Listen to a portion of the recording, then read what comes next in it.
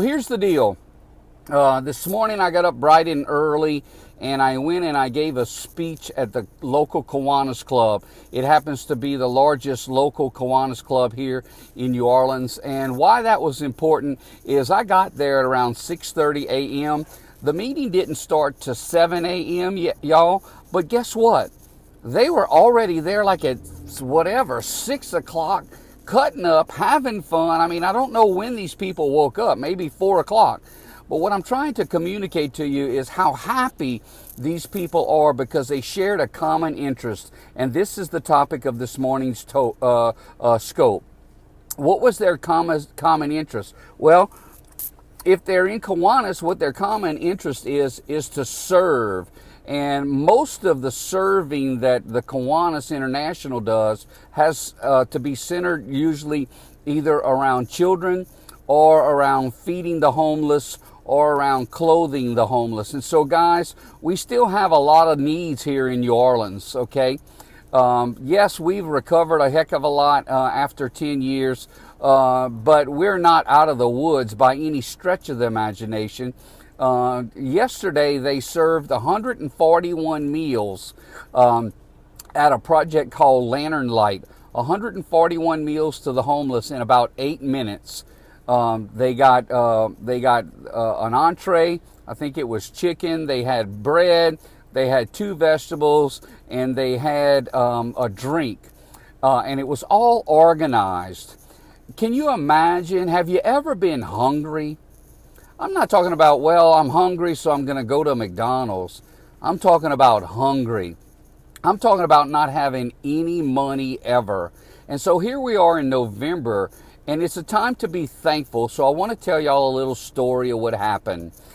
Back in around 1970, I must have been around 8 years old. Every single Thanksgiving, my father and I, along with my mother, we would fix a huge basket of food, and we would find out from the local authorities who really needed help. And so what would end up happening is we would have all this food. I can remember it in the car, and we would take this food and we'd have a list of people that we were going to go to and actually give them food for their Thanksgiving. And one particular day, because obviously I live in South Louisiana in a lot of swampy areas, we're going back off of the main road to basically a shack. In November, it actually gets cold in November in New Orleans, believe it or not. And we pull up to this house. I'm not positive they even had a front door to the house. It was an old wooden shack. You could kind of see through the bottom of the floors. There was certainly no carpet or anything like that. And so we brought our stuff out and all of the food for these people. And when we brought the food to this one little girl, man, it's still on my mind. That was 1970. It's 2015.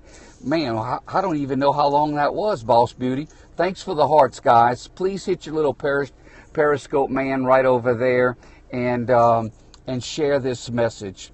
So here's what happens. I grab a loaf of bread.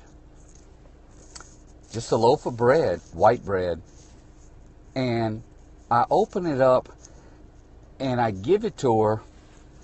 And y'all, I'm not positive she had ever seen a loaf of bread. Thanks so much for sharing. Thanks for sharing, Mr. Knowledge Nola.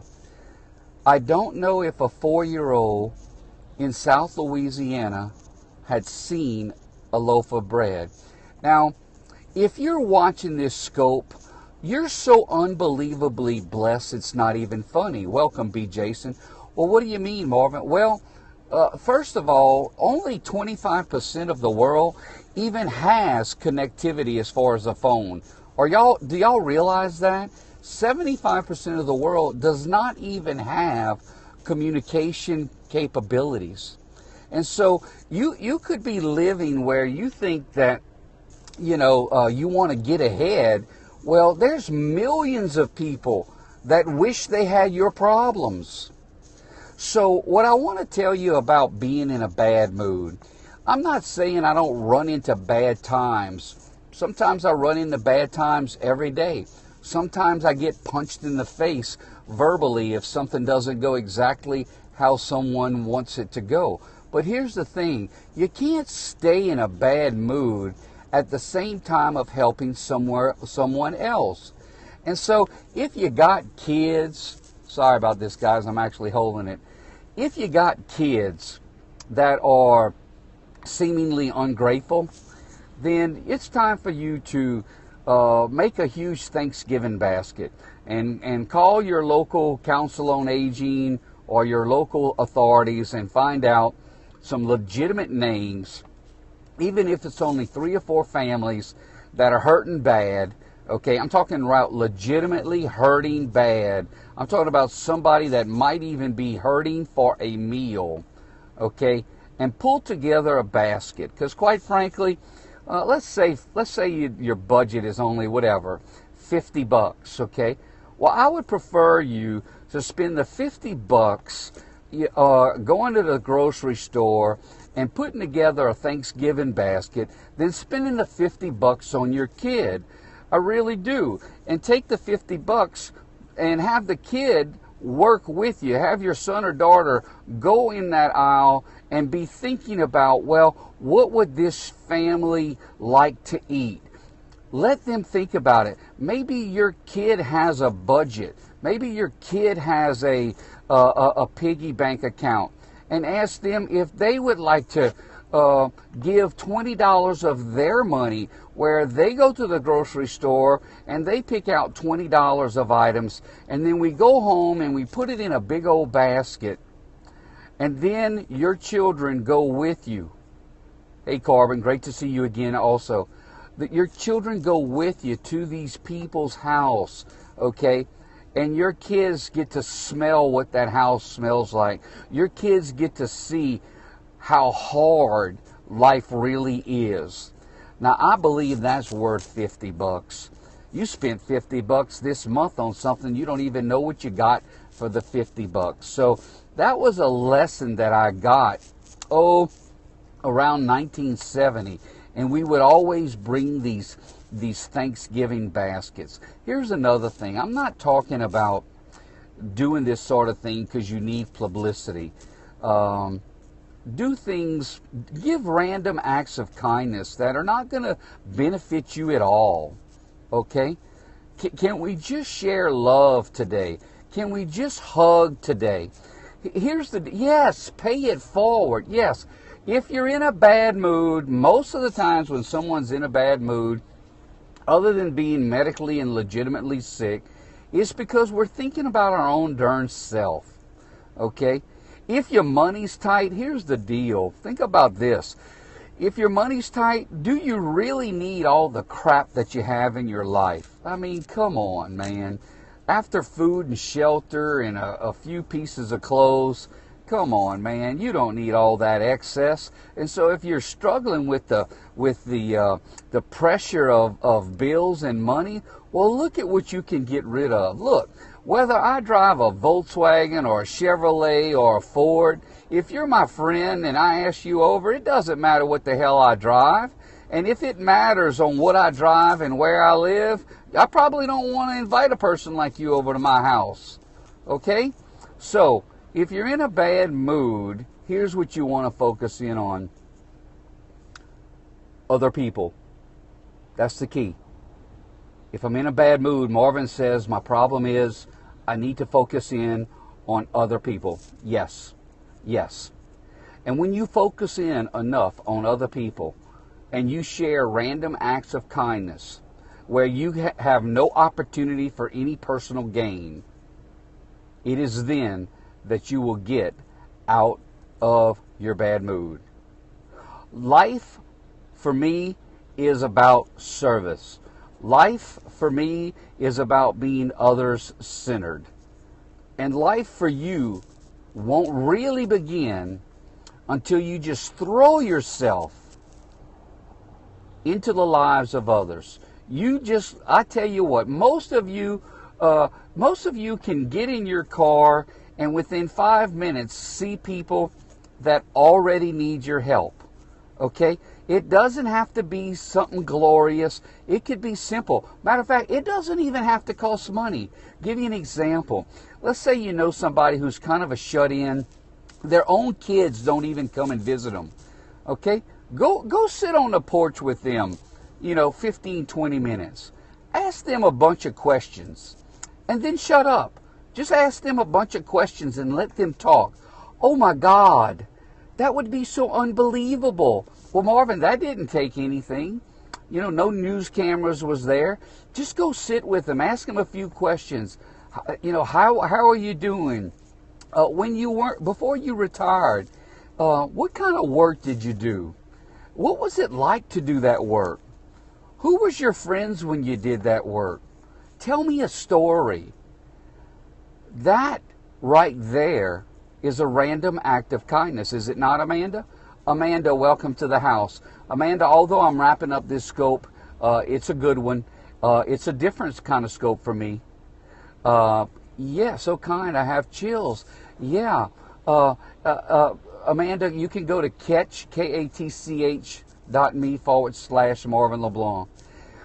I guess what I'm really saying this morning that's on my heart is have a level of awareness. Because in the end, it's really not all about you. I'm sorry. A lot of people, they want to consult with me because I happen to know how to help them make an extraordinary amount of wealth. And so I'm an accountability coach. I'm a professional speaker. But what they really find out is they thought they wanted to be rich, but what they really wanted to be was wealthy. And wealthy has nothing to do with money. You see, for me, it's all about human relationship capital. If you take all of the money away from someone who's wealthy and rich, that means they're a wealthy person. They may be rich in culture. Carbon is rich in culture and friendships. If you're rich in culture and friendships, and you happen to also have money, if they take all of your money away, because you're a person of integrity, because you're a person of credibility, because you're a person that's been visible in the community, because you're a person that's other-centered, you'll never do without. You'll always have your needs met. Because what you have, that's much more important than money, is you have human relationship capital. So, when I ask you about your bank account, I ain't talking about your money because it ain't as important. What I'm talking about is, what is your bank account in your human relationship capital? Two strikes, welcome to the broadcast. What is your bank account in reference to human relationship capital? You really can take a hell of a lot more than you think. I never believed that those eyes that I'm showing you right there could possibly cry as many tears as I did about 10 years ago when Hurricane Katrina took my office, took my house, took my 9 employees, took 70% of my money, and it just destroyed my clientele. And I had to hear those stories from that clientele about how difficult their life was. That really was a hard time. But there are people that have much more difficult times. There are people that had it worse than I did. It is true that I was homeless at 43. I admit it. I lost everything. It's also true that I had support from family members to where I still had a roof over my head. But one particular morning, my dad asked me to go into the bedroom. And when he asked me to go in the bedroom, he opened up his closet. And the reason he opened up his closet is he was allowing me and inviting me to pick out some clothes. So imagine being 43 years old, homeless, picking out some clothes, thinking that you were such an unbelievable entrepreneur and getting an opportunity to start all over. And you can. You really can. Thank you so much for all those hearts. I appreciate the hearts. I appreciate your attention. I appreciate you hitting the Periscope, man, and sharing this with others. Because you can come back. It doesn't matter what your circumstances are. Did y'all get that? It doesn't matter what your circumstances are. The only thing that matters is the thoughts that you think and the work that you're willing to do. You can't just watch the scopes. You got to go live those scopes, Amanda. You got to go live those scopes. You got to write out in a little notebook what your to-do list on what you're going to do today. One of your to-do lists today is, have I committed at least one random act of kindness that maybe nobody else knows about? I love to do little sneaky things where I can do a random act of kindness and maybe nobody knows about it. I have a friend of mine that was in a line and the lady was pregnant and money was tight. I don't even know if she had enough to pay for all the groceries she put there. And the friend of mine never even introduced himself. He just went over to her and gave her some money and said, man, you need this, and I'm just glad to help you. I want you to think about that. I want you to think about when you're in a bad attitude, what are the things that you should be focusing in on other than yourself? So that's my message for today. I wish you peace. I wish you love. I wish you gumbo. Tonight at around 5:20 Central Standard Time, I'm going to do another talk on so you want to be an entrepreneur, because this week is Global Entrepreneurship Week. So if you're interested in my message, if you're interested in my heart, if you can take my accent and my ugly nose, and if you can laugh at yourself, then you can laugh with me, and you can be on my scope again at around 5:20 this afternoon. As always, I've got probably 50 or 60 broadcasts that are already sitting for free at catch.me/Marvin LeBlanc. And so when you're in a bad mood, go over there to catch.me and watch one of my videos and pick yourself up. Know that you're not alone. I love you. I love you. I love you. Peace, love, and gumbo from South Louisiana, your favorite Cajun Rambo, Marvin LeBlanc. Bye for now. Bye, Boss Beauty. See you soon. Bye-bye.